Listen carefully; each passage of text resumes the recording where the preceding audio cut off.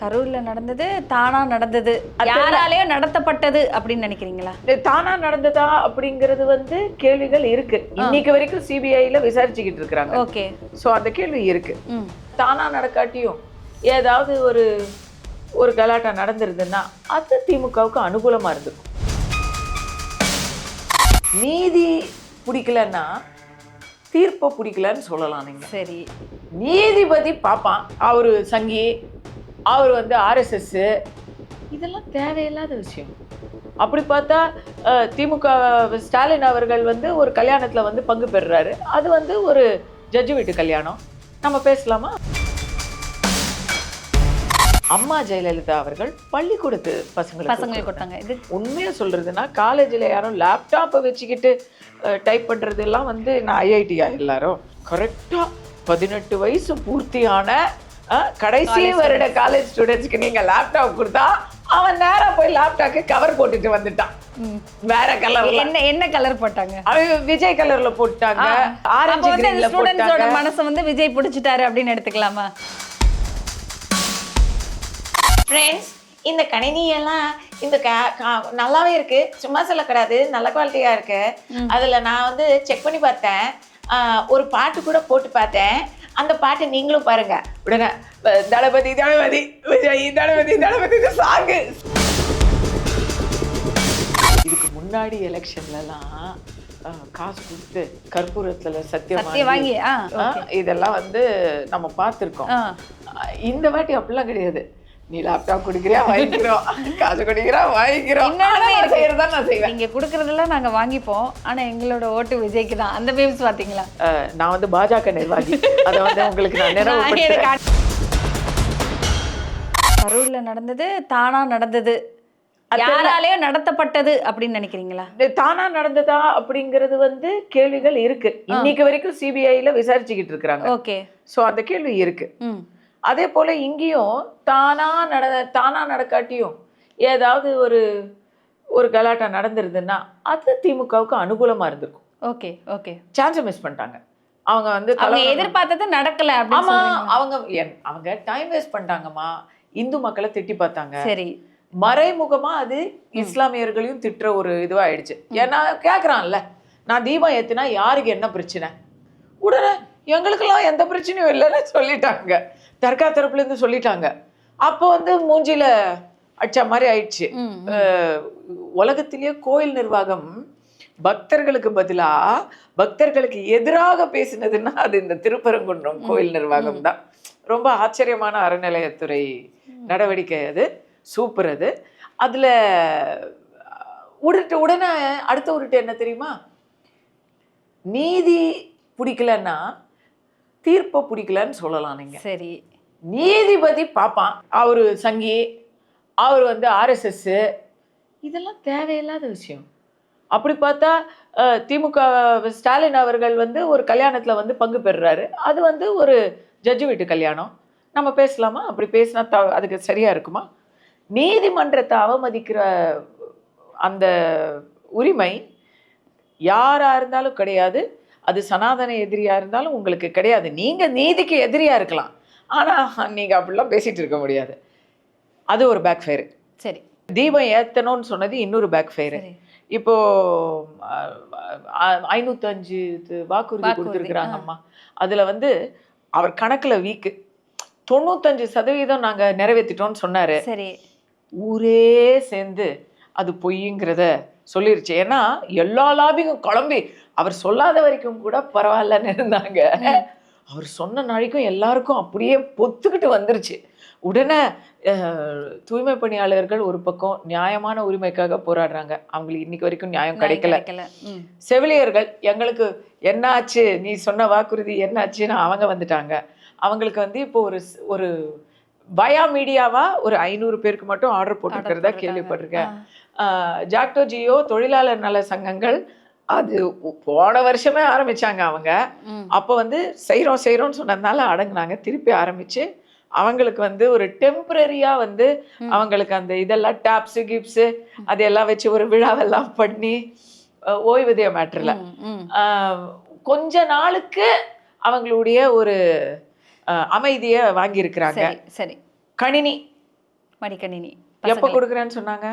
ஸ்டார்டிங்ல வரும்போது வரும்போது சொன்னாங்க. 4 வருஷம் ஆச்சு. அதுல ஒரு முக்கியமான விஷயம், அம்மா ஜெயலலிதா அவர்கள் பள்ளிக்கூடத்து பசங்களுக்கு பசங்களுக்கு கொடுத்தாங்க. இது ஏன்னா 10th 11th 12ங்கிறது தான் நமக்கு ரொம்ப ரொம்ப முக்கியமானது. லேப்டாப் தேவையான விஷயம். உண்மையா சொல்றதுன்னா காலேஜில் யாரும் லேப்டாப்பை வச்சுக்கிட்டு டைப் பண்ணுறதெல்லாம் வந்து நான் ஐஐடியா எல்லாரும் மேக்ஸிமம் நம்ம வந்து ஃபோன் கலாச்சாரத்தில் இருக்கோம். பிள்ளைகளுக்கு அது கிடையாது. அவங்களுக்கு அந்த லேபில் அவங்களுக்கு அது தேவை அப்படிங்கிறது வேற. ஆனால் கரெக்டாக 18 வயசு பூர்த்தியான கடைசி வருட காலேஜ் ஸ்டூடெண்ட்ஸ்க்கு நீங்க லேப்டாப் கொடுத்தா அவன் நேரா போய் லேப்டாப்க்கு கவர் போட்டுட்டு வந்துட்டான். வேற கலர். என்ன கலர் போட்டாங்க? விஜய் கலர்ல போட்டாங்க, ஆரஞ்சு கிரீன்ல போட்டாங்க. மனசு வந்து விஜய் பிடிச்சிட்டாரு அப்படின்னு எடுத்துக்கலாமா? யங்கர் பாப்புலேஷன்ல 2 விதமான விஜய் இது இருக்கு. ஒண்ணு வந்து காதலுக்கு மரியாதை தலைமுறை. காதலுக்கு மரியாதைனா உங்களுக்கு 70s 80s கிட்ஸ்லாம் இருப்பாங்க. அவர் விஜய் வந்து ஒரு 70s கிட் தானே. அந்த டைம்ல வந்தவங்க எல்லாம் வந்து அவர் மேல கிரஷ்ல இருந்திருப்பாங்க. இன்னைக்கு அவங்க எல்லாம் வந்து ஒரு மிடில் ஏஜை தாண்டி குடும்ப தலைவிகளா வளர்ந்த பிள்ளைகளுக்கு அம்மாவா இருப்பாங்க. அந்த அம்மாக்களுக்கும் விஜய் மேல ஒரு நல்ல அபிப்பிராயம் இருக்கும். யாருக்கு தான் பிடிக்காது இல்லையா அவங்கெல்லாம். அண்ட் இப்போ வந்து இளைஞர் முதல் முறை வாக்காளர்கள் இருக்காங்கல்ல, அவங்களுக்கெல்லாம் கண்டிப்பா விஜய் மேல ஒரு பெரிய கிரேஸ் இருக்கும். இதை நாம வந்து ஒத்துக்கிறோம். முதல்வர் அவர்களோட போட்டோவை எடுத்துட்டு டிவிக்கு தலைவர் விஜய் அவர்களோட போட்டோ ஓட்டிட்டு வந்துட்டாங்க சொல்லிட்டீங்க. அந்த கட்சி கொடி போட்டோவே ஓட்டிட்டாங்க. ஆமா. இன்னும் சில தீவிரமான சங்கி காலேஜ் ஸ்டூடெண்ட்ஸ் எல்லாம் வந்து ஆரஞ்சு கிரீனை ஒட்டிட்டாங்க. இன்னும் சிலர் அம்மா படத்தை எடுத்து ஒட்டிட்டாங்க. கவர் தானே அது. சூப்பரா கணினிக்கு வந்து இவங்க கான்ட்ராக்ட் கொடுத்து எவ்வளவு பார்த்தாங்கன்னு தெரியாது. ஆனா கவர் மட்டும் எல்லா இடத்துலயும் நம்ம பார்த்துக்கிட்டு இருக்கோம். நல்ல அது வந்து நல்ல சேல்ஸ் ஆயிடுச்சுன்னு சொல்றீங்க. பாட்டு செம்ம மீம்ஸ் பாத்தீங்களா நீங்க? ஃப்ரெண்ட்ஸ், இந்த கணினி சும்மா சொல்லக்கூடாது. இந்த டப்பிங் வாய்ஸ்ல நான் அந்த டப்பிங் வாய்ஸை மிமிக்ரி பண்றேன். ஃப்ரெண்ட்ஸ், இந்த கணினியெல்லாம் இந்த நல்லாவே இருக்கு, சும்மா சொல்லக்கூடாது, நல்ல குவாலிட்டியா இருக்கு. அதுல நான் வந்து செக் பண்ணி பார்த்தேன், ஒரு பாட்டு கூட போட்டு பார்த்தேன். அந்த பாட்டு நீங்களும் பாருங்க. உடனே தளபதி தளபதி விஜய் தளபதி தளபதி சாங்கு சிரிச்சு சிரிச்சு போகுனாயிருச்சு. மீம்ஸ் எல்லாம் அன்னைக்கே வந்துருச்சு. நம்ம அந்த லாஸ்ட் ட்விஸ்ட் தான் நம்ம எதிர்பார்க்கவே முடியாது. பேசுறது காமெடியா இருந்தது, அது முடிஞ்சது சீரியஸா முடிஞ்சிருச்சு. இல்ல அது காமெடி தான். காமெடி தான். இந்த திமுக வந்து நம்ம வந்து ஆவேசமாலாம் எதிர்க்கிறது கிடையாது, காமெடி பண்ணி தான் எதிர்க்கிறது. நம்ம 2000 கிட்ஸுமா, மில்லேனியம் கிட்ஸ், ஜென்சிலாம் வந்து எதையுமே சீரியஸா எடுத்துக்கிறதே இல்லை. நீங்க சொல்றது நாங்க கேட்கவே மாட்டோம் அப்படிங்கிற மாதிரியான ஆட்கள். அதாவது இதுக்கு முன்னாடி எலெக்ஷன்லாம் காசு கொடுத்து கற்பூரத்துல சத்தியம் வாங்கி அப்படியெல்லாம் பண்ணி உண்மைக்குமே நடந்ததா மேம்? அந்த மாதிரி எல்லாம் நடந்திருக்குங்க. ஓகே, இதெல்லாம் வந்து நம்ம பார்த்துருக்கோம். இந்த வாட்டி அப்படிலாம் கிடையாது. நீ லேப்டாப் குடிக்கிறியா வாங்கிக்கிறோம், காசு குடிக்கிறா வாங்கிக்கிறோம். செய்யறதா நான் செய்வேன். நீங்க குடுக்கறதெல்லாம் நாங்க வாங்கிப்போம், ஆனா எங்களோட ஓட்டு விஜய்க்கு தான். அந்த மீம்ஸ் பாத்தீங்களா? எல்லா மீம்ஸும் பார்த்துட்டு தான் இருக்கேன்.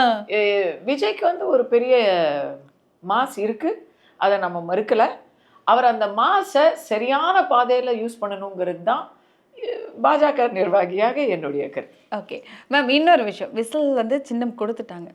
ஸோ அவர் அது சரியான சின்னம் தான் அப்படிங்கிறதையும் தெளிவாக சொல்லிட்டீங்க. எல்லாரும் ஏற்றுக்கிட்டாங்க. நீங்கள் சொன்ன மாதிரி போஸ்டர்ஸ் பிகில் அப்படின்னு சொல்லிட்டு நிறைய விஷயங்கள் நாளைக்கு இப்போ எங்கே போனாலுமே அவங்க விசில் அடிங்க மேம். ஸ்டார்டிங்கே பயங்கரமாக அடிச்சிங்க. ஸோ விசில் சத்தம் வந்துட்டு எல்லாம் இது இல்லையே, எல்லார் கையிலயும் ஒரு விசில் கொடுத்துட்டா அடிச்சுட்டு நிறைய பேர் தியேட்டருக்கு எடுத்துட்டு போவோம், நிறைய பேர் பார்ட்டிஸுக்கு எடுத்துட்டு போவோம், நிறைய பேர் வந்துட்டு நிறைய இடங்கள்ல சந்தோஷத்தை வெளிப்படுத்துறதுக்கான ஒண்ணு சொல்றேன். நம்ம ஜாலியா தான் பேசிட்டு இருக்கோம். இது வந்து நான் வந்து பாஜக நிர்வாகி, அதை வந்து உங்களுக்கு நான் நினைவுபடுத்துறேன். அனில் குஞ்சு அப்படிமா நான் உங்களுக்கு நினைவுபடுத்துறேன். இருந்தாலும் இது வந்து விசில் வந்து ரொம்ப ஈஸி, எல்லா இடத்துலயும் கண்ணில் தெரிகிற மாதிரி சூப்பர் சிம்பிள் நீங்க நினைக்கிறீங்க. அம்மா அரசியல் சரியா இருந்தாதாம்மா எதுவுமே சிம்பிள். இது கூட சிம்பிள் தான். கை சின்னம். எல்லாருக்கும் கை இருக்கு, ஆனா யாராவது அதை மதிக்கிறோம்? மற்ற நாட்டுல இப்போ எல்லாருக்கும் கை இருக்கு. கண்டிப்பா. பாவம் அவங்களுமே வந்து இந்த பக்கம் வரணும், கையை வச்சு விசில் அடிக்கணும் அப்படின்லாம் எவ்வளோ முயற்சி பண்ணாங்க. ஆயிடுச்சு. அதனால வி டோன்ட் நோ எது மக்கள் மனசுல இருக்குங்கிறத எலெக்ஷன் ரிசல்ட் தான்மா காட்டும். பீகார்ல இப்படிதான் 20% இருக்குன்னு சொல்லி பிரசாந்த் கிஷோர் அவர் தான் வந்து கிங் மேக்கர் எல்லா இடத்துக்கும். ஆமா. அவர் கட்சி ஆரம்பிச்சாரு, 20% ஓட்டு இருக்குன்னு சொன்னாரு, 2% எலெக்ஷன் முடிஞ்சிட்டு அடுத்த நாள் வீட்டில் அவர் தனியா இருந்தாருமா, யாருமே இல்லை. அப்படி ஒரு ஷின்சான்ல வர்ற மாதிரி அமைதி அமைதி அமைதியோ அமைதி அப்படி இருந்துச்சு. ஸோ எதுக்கு சொல்றேன்னா, கேப்டன் அவர்களுடைய, நீங்க வந்து சின்ன பொண்ணு பார்த்துருக்கீங்களான்னு எனக்கு தெரியல, நான் கேப்டன் அவர்களுடைய தமுக்கம் மைதானம் முதல் மாநாட்டை பார்த்த ஆளு. ஓகே. அதெல்லாம் கம்பேர் பண்ணால் விஜய் அவர்களுடைய மாநாடுகள், அவருடைய ரோட் ஷோஸ்லாம் கம்மி தான். இதை நான் அவரை சிரமப்படுத்துறதா நினைக்கல. கேப்டனோடைய கூட்டம்லாம் நீங்கள் ரோட்டில் அப்படியே நிற்பாங்க, வெயில்ல அவர்ஸ் டுகெதர் நிற்பாங்க, குழந்தைக்கு பேர் வைக்கணும் அப்படின்னு சொல்லிட்டு நிற்பாங்க. விஜயகாந்த் அவர்கள் வந்துட்டு வைக்கணும், கேப்டன் அவர்கள் வந்து வைக்கணும்னு. அஃப்கோர்ஸ் அங்கே வந்து அசம்பாவிதமே நடக்கலை. விஜயகாந்த் அவர்களுடைய இதெல்லாம் நல்ல டிப்டாப் பிளானிங். அவர்லாம் எவ்வளோ டிப்டாப். அவர் நடிகர் சங்க தலைவராக இருக்கும்பொழுதே அவர் வந்து அவர் தலைவர்மா, அவர் தலைவர். அவர் பான் லீடர். அவருக்கு உடல் நலம் சரியில்லாமல் போனது தான் தமிழ்நாட்டுக்கு ஒரு நல்ல சிஎம் கிடைக்காம போச்சு. இதுதான் என்னுடைய கருத்து. ஆனால் நான் அதெல்லாம் பார்த்துருக்கேன். கடைசியில் தேர்தல்னு வரும்போது அவர் மட்டும்தான் ஜெயிச்சார். அதனால தேர்தல் வந்த அப்புறம் பார்க்கலாம். ஓகே மேம், என்டிஏ கூட்டணியில் தேமுதிக இணைவாங்களா இணைய மாட்டாங்களா, ஏதாவது